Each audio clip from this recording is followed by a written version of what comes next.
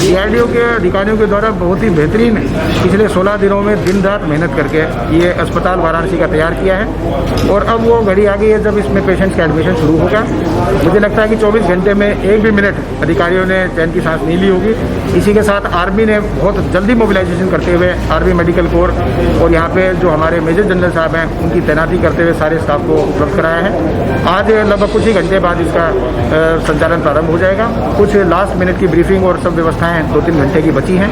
दोपहर के बाद सारे पेशेंट इसमें आने शुरू हो जाएंगे और जैसा आर्मी ने डिसाइड किया कि 250 बेड जो क्रिटिकल केयर के हैं ICU के वो पहले चलाने चाहिए हमें, क्योंकि उन्हीं बेड्स की सर ज़्यादा कमी है।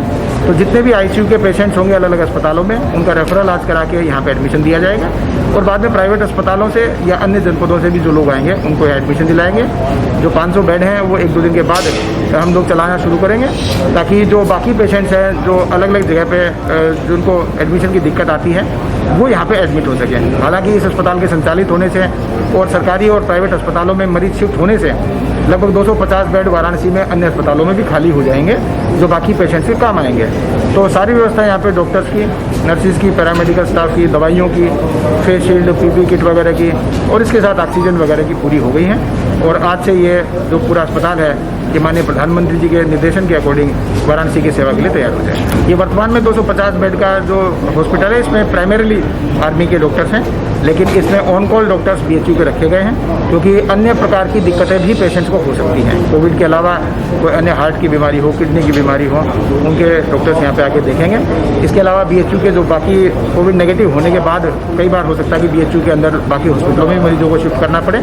जो आगे अस्पताल चलाए जाएंगे 500 बेड के उसमें भरपूर BHU के ही डॉक्टर्स और पैरामेडिकल स्टाफ रहेंगे, उनकी ड्यूटी लगा दी गई है और सारे मिलकर आर्मी और BHU के डॉक्टर्स के सहयोग से ही ये चलेगा।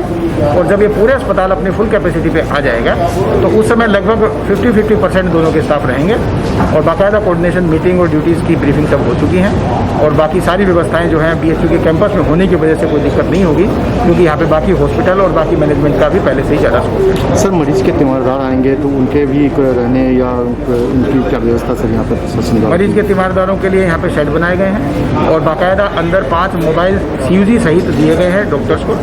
डॉक्टर्स सुबह शाम 1-1 घंटे उन CUG नंबर के माध्यम से बाहर पेशेंट्स की बात करवाएंगे, पेशेंट से बात करा के उनका हालचाल पूरा बताएंगे और जब जब यहाँ ब्रीफिंग होगी तब अटेंडेंट यहाँ पे आएंगे।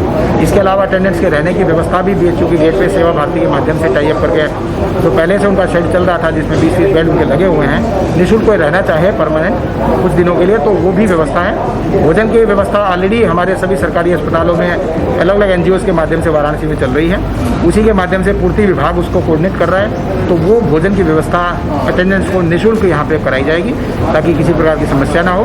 बाकी इसके अलावा भी प्रशासनिक अधिकारियों के बैठने के स्थान, जो डेथ सर्टिफिकेट जारी होने हैं उनके बैठने का स्थान या ट्रायज एरिया वो सारे बनाए गए हैं तो पेशेंट्स को किसी प्रकार की समस्या यहाँ पे नहीं आएगी। सर, तीसरे वेव को लेकर के अगर बात किया जाए तो अभी क्या सर प्रशासन के द्वारा किस तरह से तैयारी है? तीसरी वेव की भरपूर तैयारी वाराणसी में अभी से प्रारंभ कर दी गई है। माननीय मुख्यमंत्री जी के द्वारा अभी से निर्देश दिए गए हैं कि जैसे दूसरी वेव अचानक आई थी इसी तरह तीसरी वेव भी किसी भी महीने में अचानक आ सकती है। तो हम लोग जैसे ही, क्योंकि अब सेकेंड वेव में पेशेंट्स घटने लगे हैं और सारी मशीनरी मोबिलाइज है तो साथ ही साथ ही हमें तीसरी वेव की तैयारी करनी चाहिए। तो जितने सरकारी अस्पताल है उसकी ऑक्सीजन प्लांट तो हमने टाई अप कर दिए हैं। ग्रामीण क्षेत्रों के CHC में भी ऑक्सीजन के प्रबंध करने हैं, साथ ही बच्चों के बेड बढ़ाने और जितने भी अस्पताल हैं उनकी सारी इन्वेंट्रियाँ तैयार करनी है कि किसने कितने बेड चलाए थे, किसके पास ऑक्सीजन की क्या व्यवस्था है, भविष्य में ऑक्सीजन वगैरह कहाँ से आएंगी, मैन पावर कहाँ से आएगी, एम्बुलेंस वगैरह कहाँ से आएंगी, उनकी पूरी कार्ययोजना हम लोग कोशिश करेंगे कि 1 सप्ताह में तैयार हो जाए। साथ ही साथ जहाँ पे जिन मशीन्स का, जिन ऑक्सीजन प्लांट्स का ऑर्डर दिया जा सकता है वो साथ ही साथ हम देना भी प्रारंभ कर देंगे। हमारी पूरी कोशिश होगी कि 1 महीने में हम अथक प्रयास करके अगली वेव की तैयारी अभी से कर दें ताकि वाराणसी में अचानक कभी किसी महीने में ये ऐसी वेव आती है तो तत्काल हम सारी मशीनरी को मोबिलाइज कर सकें।